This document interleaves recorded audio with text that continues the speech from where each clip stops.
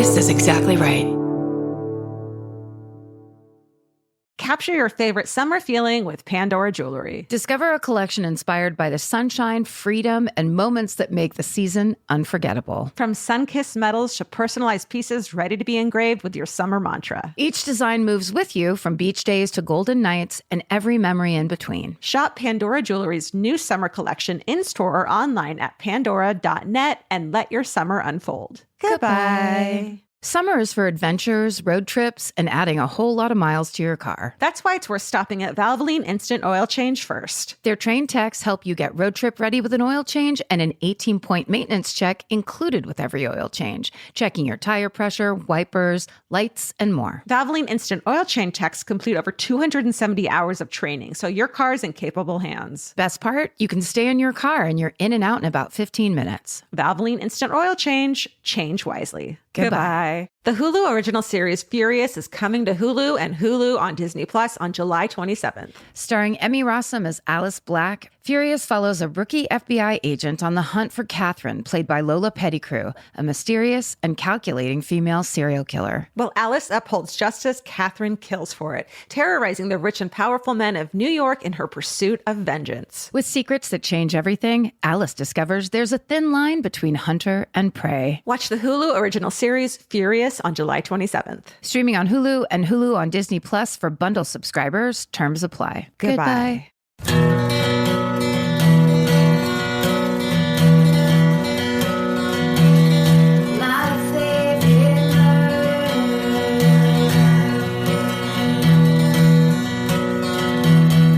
Hello. Hi. And welcome To my favorite murder. the Minisode. It's mini. It's an episode. We've explained it to you so many fucking times. You Why don't you get it? to listen. It's Basically, strange. It's so simple. It's called reading email. we're going to do it to you right now. Are you ready? Let's do it. Go first. You want me to go first? Do it. Let's mix it up. All right, fine. Yeah. This says, Freshen it up. let's do it. This says, hello, everyone. Oh, hello. I'll try to make this as brief as I can. I was listening to your minisode number 186 when you read a story about a New Jersey man named Antoine LeBlanc who was hanged after murdering a family. A doctor did experiments on his body and made keepsakes out of his skin. I thought this story sounded really familiar. Remember that one from a couple weeks ago? Yep. Okay. It was horrible. Yes. Yeah. I live in Rawlins, Wyoming, a small town on Interstate 80 in the middle of the high desert. George Parrott was known as Big Nose George, also known as Big Nose George, was a cattle rustler and a highwayman living in Wyoming. In 1878, he and his gang were planning to rob a train outside of Rawlins. Local law enforcement caught wind of the plan and attempted to stop the robbery, but 2 law enforcement officials were killed in the ambush. Big Nose George and his gang fled to Miles City, Montana, and were bragging about killing the officers in a local bar. Big Nose George was arrested and returned to Rawlins for trial. He was sentenced to hang on April 2nd, 1881, but attempted to escape from his jail cell by filing down his shackles with a rock and hitting the jailer over the head, fracturing his skull. Shit. Luckily, the jailer's wife was quick thinking and grabbed a pistol and forced George back into his cell.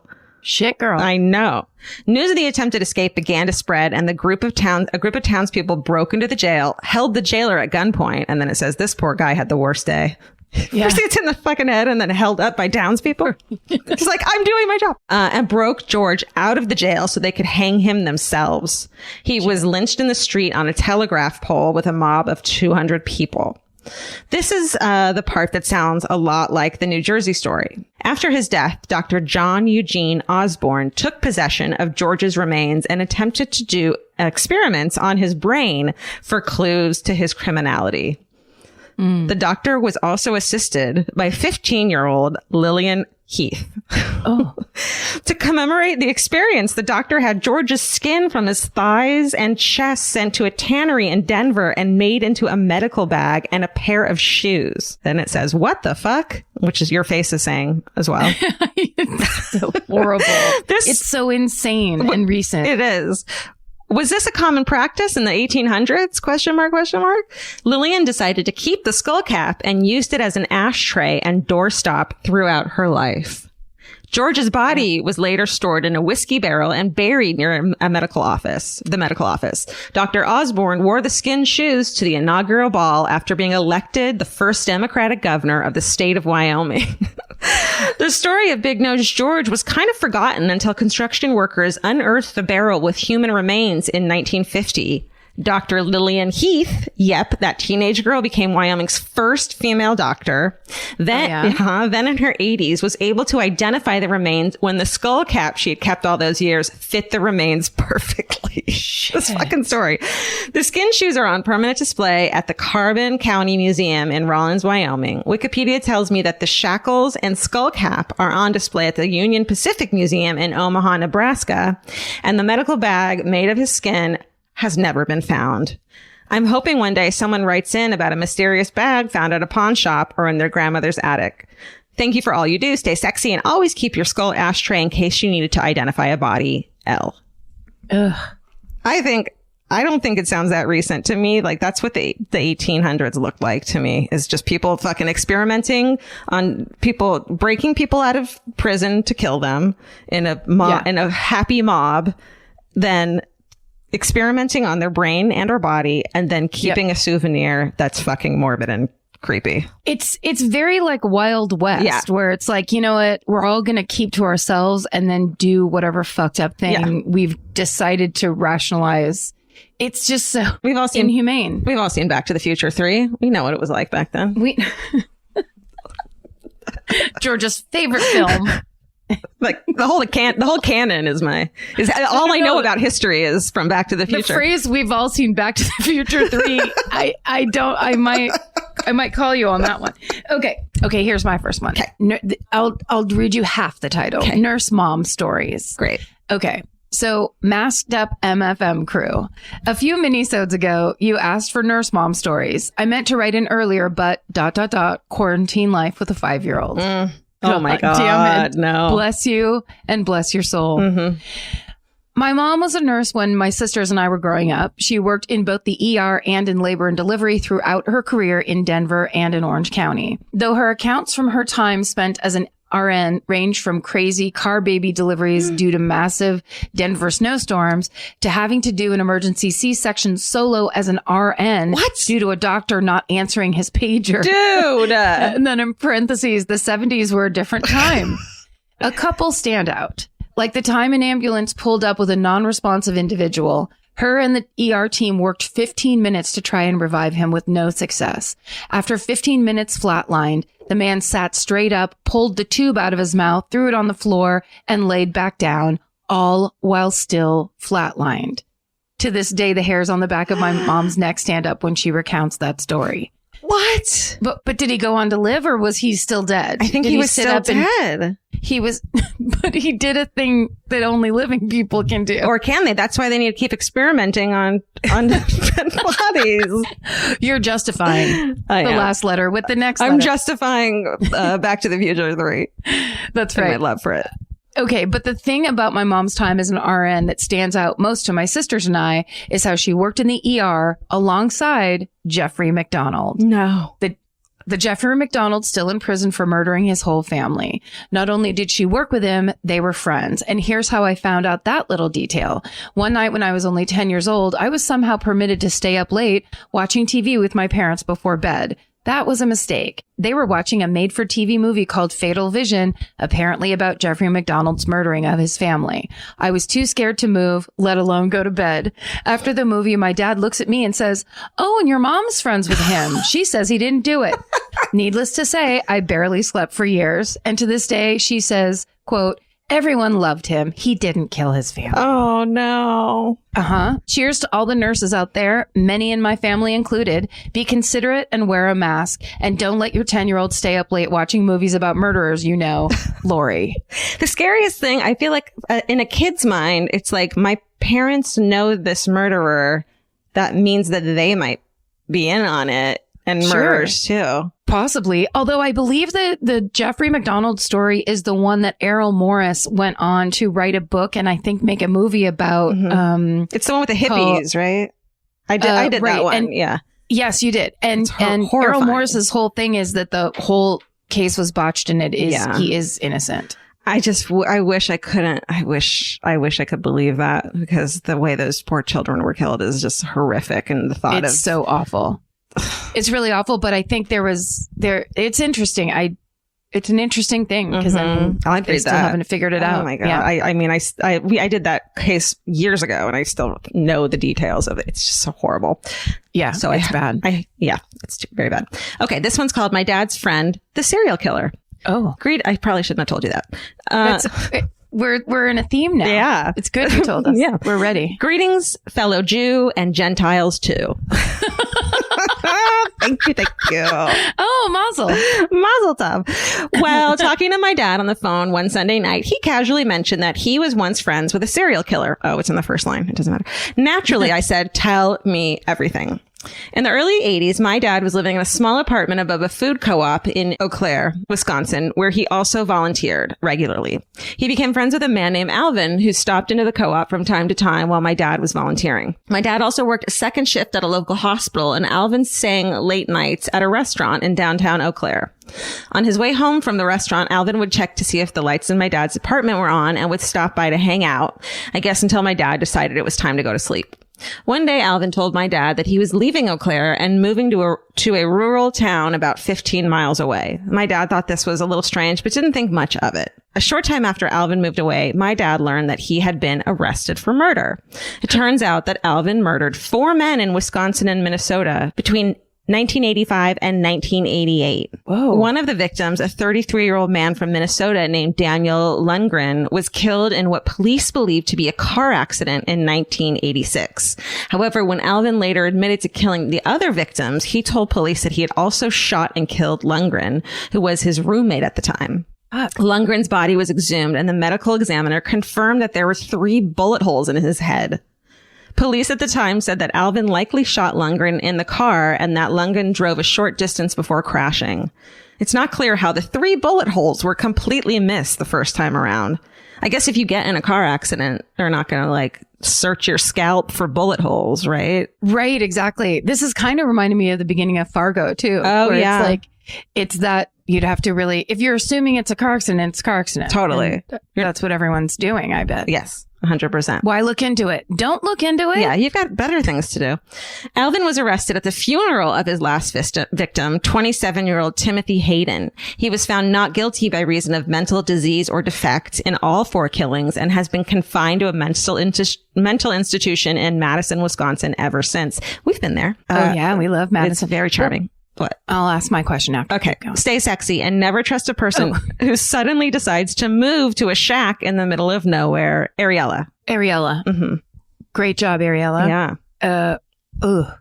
Okay. Here's my question. Okay. How does he get off reason of insanity when he has the foresight to go and be at the funeral of a victim and to fake the death as a car accident? That's planning. Which takes some what forethought. Else don't we know? I want to know. Yeah. This whole story. Yeah. Because obviously there's some bad stuff going on. Yeah. Wow. Yeah. And also just, it's like, that's like something from a movie where they're always like, oh, they come back and they go to the funeral. So take pictures of him. He actually did it. But I wonder why I didn't kill her dad. Because it sounds like he was like a young man living alone as like the other victims were as well. Just got fucking lucky. Crazy. All right. Okay. The subject line of this is scientist who worked the Grim Sleeper case. Ooh. And then, so the opening is this, parentheses, insert awkward and anxious filled opening here. Perfect. You fucking nailed it. It's dead on. Welcome. Mm-hmm. I'm about a month behind since there's only so much death and chaos a girl can take during 2020. I mean, for real. Are you sure about that? You ask us at the end of the year. Let's pause and thank everyone for hanging in there with us while the world melts. Thanks, guys. Okay. I just listened to episode 230 about the Grim Sleeper. Look, listen, I am a scientist that specializes in DNA and serology as they relate to forensic science. Hot for holes all day, every day. Yeah. in parentheses. Amazing. All day, every day, as well as clinical diagnostics. I've also recently founded and built my own laboratory called Lander Labs because I saw a need in my community and decided to fill it. Dude. Wow. A few years ago, I was working in another forensic laboratory when a new case came across my lab bench. a presumed homicide linked to the Grim Sleeper. At this point, Lonnie Franklin Jr. had been arrested, but had not yet begun trial. I had very little information to go off of before I began my analysis. Usually a victim's name was written on the evidence packaging, but not this time. All I was told was that she was a sex worker. There was nothing else to give this woman humanity. No report came with the evidentiary item. The date written on the evidence package was from the mid-'80s, and the package had never been opened. I was born in 1989 and baffled by the fact that I was working on a homicide that was forgotten about before I was even born. This woman, who deserved a name, had to wait until I grew up, went to college, became certified, and randomly picked a box in an evidence room before her case was even opened. I'll never forget it. The item was a pair of blood-spattered purple jeans. It was my job to figure out where her killer would have left his DNA on this item of evidence. I had to think like he did. I used an alternate light source to see if there were any bodily fluids on the jeans. Nothing. So I assumed I would only find touch DNA, which doesn't stay valid for long. But I tried my best. I swabbed the button and zipper. I swabbed the top of the jeans. I swabbed the side belt loops. I swabbed the bottom cuffs. All these areas I chose because I figured those would be spots he grabbed when he was trying to remove her clothing. Guess what? We were able to get a full DNA profile from those swabs. The DNA was consistent with Lonnie Franklin Jr., aka the Grim Sleeper. In 2016, he was convicted of killing 10 women. Since I don't know her name, I hope my lady in purple was one of those victims, but I don't know. Maybe she wasn't and is still among those stacks of photos he had of unidentified victims. Either way, I remember her. I saw a part of her most intimate moment, evidence of her death, that based on the evidence packaging, only one other person had witnessed. Let's remember her together. From a raging STEMist, stay safe, stay sexy, don't get murdered, Annie. Wow. Fucking A, Annie. Oh my Good job. God, I have chills. Well done. Wow. What a beautiful thing to think that there are people working in like forensic criminal justice that are caring that much about the people and the cases that they're working on. That's Definitely. The goal, is that everybody in law enforcement eventually gets the training and the vetting that is needed so that people like this are the people that are working in law enforcement. Amen. That's the dream. That's amazing. That's amazing. Thank you, Annie. Thank you. Great job. Great job. Great fucking work you're doing. We are proud to have you as a listener. Yeah. For real. And now I know why you can't listen all the time. For real. Fair enough. This podcast is brought to you by Squarespace. Every successful small business starts with someone saying, I wonder if people would actually buy this. Squarespace gives you everything you need to find out. From consultations to events and experiences, you can showcase your skills with a customizable website designed to attract clients and grow your business. With Squarespace's collection of cutting-edge design tools, anyone can build a beautiful, professional online presence that perfectly fits their brand or business. Get paid on time with professional invoices and online payments. Plus, streamline your workflow with built-in appointment scheduling and email marketing tools. Head to squarespace.com/murder for a free trial. And when you're ready to launch, use offer code MURDER to save 10% off your first purchase of a website or domain. Goodbye. You know your favorite summer clothes by what actually makes it into your suitcase. Find the outfits you'll wear all season long at Quince. Quince's 100% European linen pants, dresses, and tops are the pieces you'll reach for all summer long. They're lightweight, effortless to style, and they start at just $32. Their denim is soft and comfortable, and their organic cotton sweaters are perfect for layering when evenings get cold. Quince's beautiful 14-karat gold jewelry adds a subtle finishing touch. So I just went to Italy, and you bet I brought my 100% European linen scoop neck midi dress along with me in the color of floral waterfall, and I wore that thing all over Italy. It was like the perfect day to night. It just looked so pretty, and I felt like I looked sophisticated while still being comfortable. Make your summer wardrobe feel easier. Head to quince.com/MFM for free shipping and 365-day returns. Go to QUINCE.com/MFM for free shipping and 365-day returns. Quince.com/MFM. Goodbye. Every piece of furniture you own has a story. Sometimes it's an heirloom, and sometimes it came with the house because it was too heavy to move. If you're ready to start a new chapter with your home decor, there's Article. Article makes it effortless to create a stylish, long-lasting home at an unbeatable price. They take great care in curating their collection, focusing on pieces that stand the test of time. We've talked about Article for a long time. There are pieces in that catalog that are so affordable that are room changers. And if you go through there and there's like a little something you don't even realize you need it until you see how they have stuff set up or what style combinations that they're doing, where they do the boho chic, there's mid-century, it's a little bit modern, it's something new.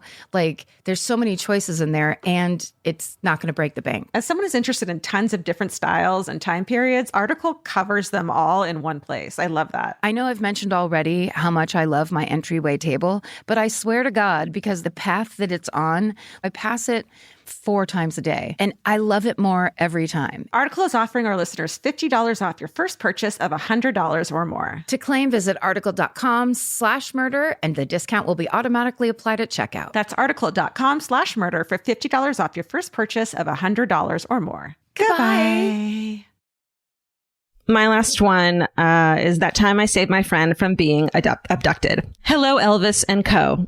This story begins about 6 years ago when I was 18 years old and my only hobby was being drunk at clubs. Hey. I was out clubbing with some work friends, several espresso martinis in, and heading to the dance floor.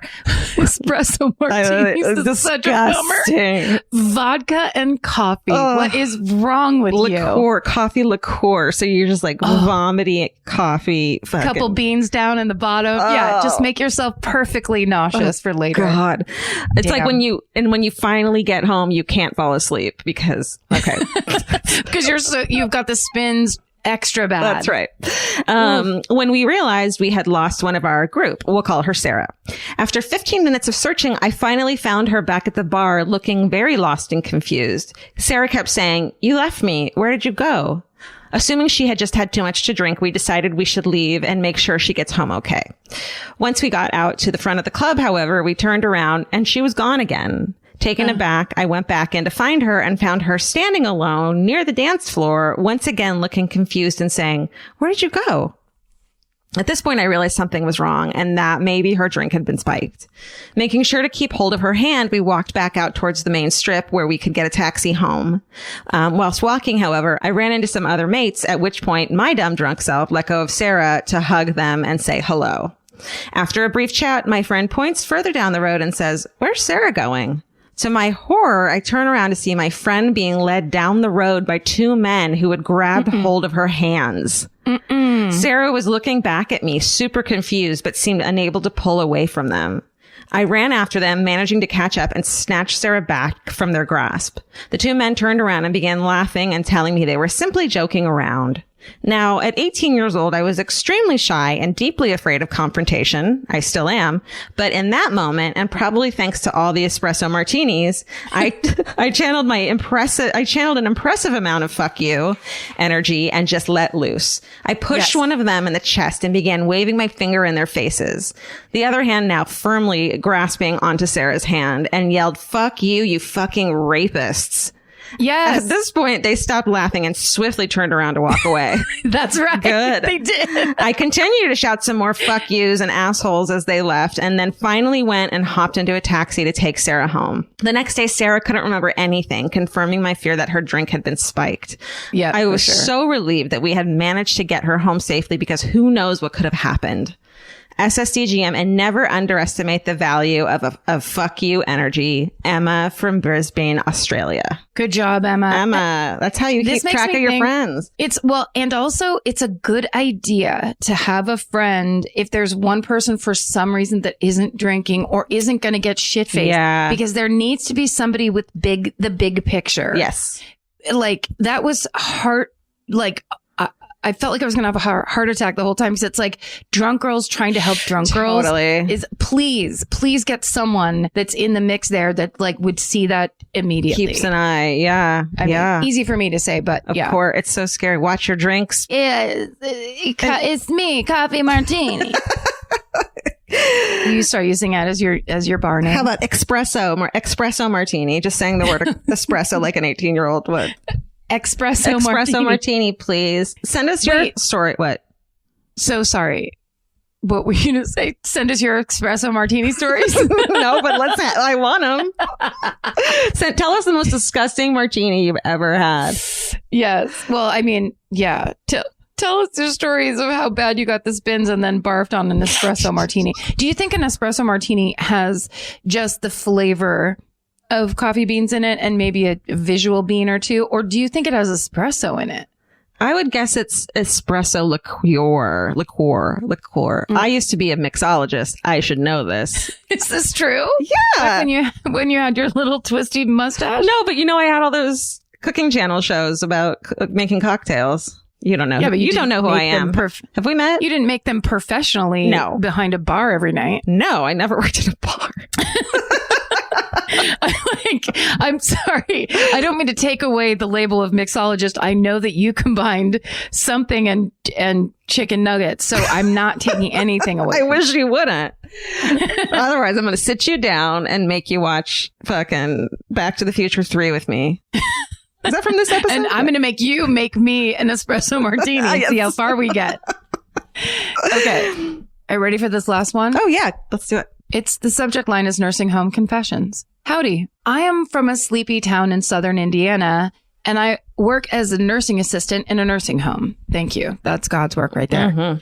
Earlier this week, one of my residents confessed to me that she killed her husband in the 50s. I will call her Glenda in this story. Wow. Yeah. It started when I came into her room with her favorite nightgown to get her ready for bed. Glenda said, "Absence makes the heart grow fonder," referring to the nightgown. You know how old ladies love sleepwear. I'm an old lady then. Then she said, "You know who else is absent? My husband." I responded with, "Oh, did he pass away a while ago?" Assuming she was a widow like so many of my residents. She said, "Yes, he's dead and I killed him and got away with it." And then I picked my jaw up off the floor and got the rest of the story. Glenda married her husband when she was 15. Oy. And he was, he was 30. Oh, no. Parentheses, yeah, not chill. Her husband was an abusive alcoholic police officer that started beating her immediately after they got married. She stayed in the marriage because she had 2 little kids and it was the 50s, so she couldn't really provide for them on her own, and she couldn't call the cops because he was a cop. Dude. Then one day, her husband got suddenly sick with flu-like sickness.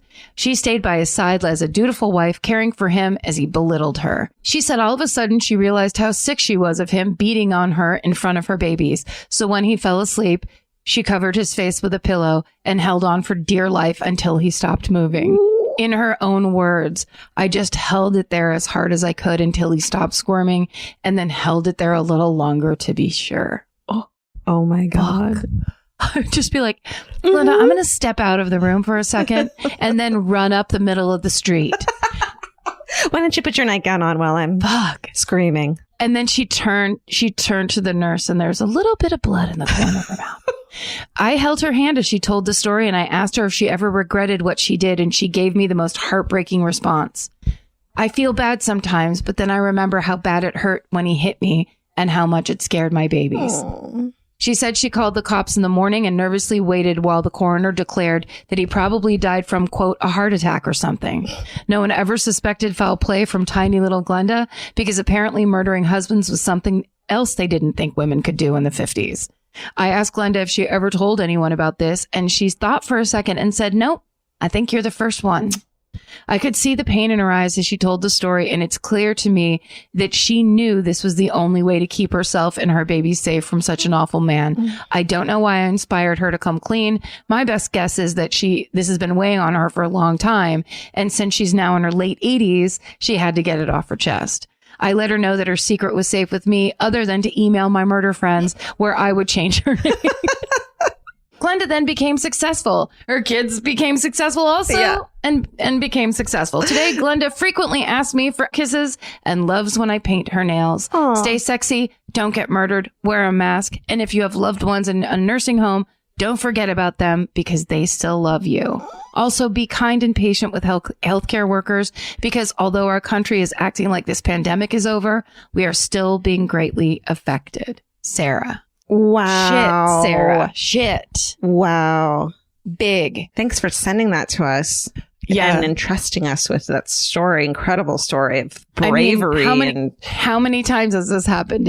How many times has this been like this secret, the unspoken thing? I was thinking that there was a possibility that when the coroner came, they knew what a prick he was, and they were just like, "Yep, heart attack. See you later." Wow. That's happened before. Definitely. Oh my God, that's heavy. Right? Well, okay. I'm glad their lives turned out good. I am too. That was amazing. Please tell us your stories, whatever you want them to be. Don't make them up. Tell it to us though. And we'll copy edit further if you get sloppy. Yeah. If you just tell people all the details. My favorite murder at Gmail, or go to our website and fucking tell us your hometown stories. Tell us everything and stay sexy. And don't get murdered. Goodbye. Elvis, do you want a cookie? You know that fantasy where you run into your ex while looking impossibly cute and wildly unbothered? Hill House makes the perfect dress for that moment. Or if you're just running errands. Hill House Home is the brand behind the viral nap dress, known for its signature smocking, ultra-flattering fit, and comfort that makes it a favorite for just about everyone. Celebrities like Taylor Swift, Olivia Rodrigo, Anne Hathaway, and Mindy Kaling have all been spotted in Hill House. These dresses are the definition of versatile, perfect for running errands in the morning and stylish enough for dinner or a party that night. And it's not all they carry. They started with bedding back in 2016, and now you'll find bathrobes, pajamas, children's clothes, and maternity, all with the cutest prints. And it's so true. The hardest time picking out one nap dress because the prints are so dreamy and beautiful. But now that I have it, I'm going to wear it all day, every day. I'm going to throw on my leather jacket at night and look like a total badass. Cowboy boots or cute heels, whatever it is, this nap dress can make it look classy. You look like that classy lady you see at the airport. Hill House makes fun fashion that makes you feel good. Get 15% off your first order of $100 or more at hillhousehome.com with code MURDER15. That's MURDER15 for 15% off at hillhousehome.com. Goodbye. If audiobooks are your thing, or if you've been meaning to listen to more of them, you should check out a podcast called Earsay, the Audible and iHeart Audiobook Club, hosted by Cal Penn. Each episode spotlights standout audiobooks on Audible across all kinds of genres: sci-fi, comedy, romance, thrillers, and more, with Cal talking to guests who help break down what makes each story worth listening to. It's a fun, easy way to discover your next great audiobook. Check out Earsay on the iHeartRadio app, Apple Podcasts, or wherever you get your podcasts. Goodbye. The best time to think about home security is before you need it. That's exactly why there's Simply Safe. Traditional home security only alerts you after a break-in has already happened, and that's too late. Simply Safe is changing that. Simply Safe's US-based live agents identify threats on your property and help deter them so intruders never get to your house. The system is customizable so you can build one that fits your home and your specific needs. The 24/7 professional monitoring is effective and affordable and won't lock you into a long-term contract. I think that's what's so scary for so many people is that long-term contract. And like, what if it turns out you don't like it or need it, but they don't have that because they know you'll like it and you'll know that you need it and feel so much safer when you have it. Like at this point in my life, I would never go without a security system on my house. I just feel safer with actually having Simply Safe around. There's a whole staff at Simply Safe that's waiting to talk to you and help you out. Right now, you can get 50% off your new system by visiting simplysafe.com/MFM. That's half off at simplysafe.com/MFM. There's no safe like Simply Safe. Goodbye.